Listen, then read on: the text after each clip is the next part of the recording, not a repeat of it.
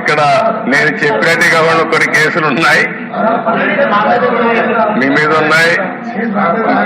కేసులు పెట్టిన వాళ్ళు ఒకసారి లేండి.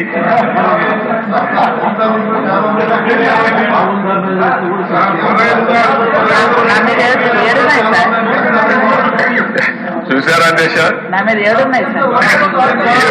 7 కేసులున్నాయి. అంటే రాజకీయ పోరాటం చేసిన వాళ్ళందరిపైన కేసులు పెట్టారు. అంటే ఇంకెప్పటికీ బయట రాకూడదు అనుకున్నారు కానీ నేరుగా ప్రజలు ఆలోచించి అసెంబ్లీ పంపించారు అధ్యక్ష అందరినీ. మెజారిటీ మీరు చూశారు.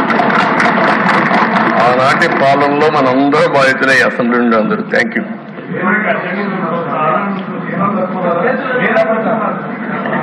నెక్స్ట్ మీ ఇంట్లో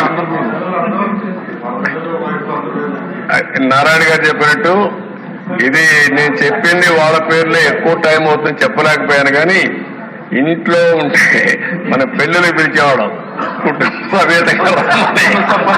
ఇప్పుడు కుటుంబ పరివారం అందరిపైన కేసులు పెట్టారు. సపరివారం అందరి మీద ఒకరిద్దరు కాకుండా అందరిపైన కేసులు.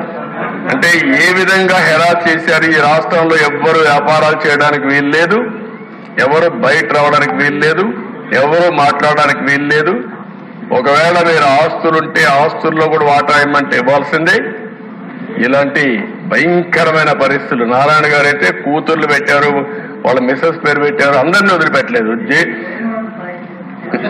లేని వాళ్ళు చాలా మంది తక్కువ ఉన్నారు. ఇక్కడ 20 కేసులు ఉన్నాయి. అల్లుణ్ణి, కూతుర్ని, భార్యని అందరినీ సిబిసిఐడి తీసుకొచ్చి ఎక్కడికక్కడ ఎంక్వైరీ మీద ఎంక్వైరీ ఎన్ని చేయాలని చేసే పరిస్థితికి వచ్చారు. ఇప్పుడే ఒక చంద్రమోహన్ రెడ్డి గారు చెప్తున్నారు, కేసులు లేని వాళ్ళు పుణ్యాత్ములు, వాళ్ళకు బోనస్ అది ఎవరున్నారు పైకి లేవు ఒకసారి చూపించడానికి. కేసులు లేని వాళ్ళు అదృష్టవంతుల వాళ్ళు.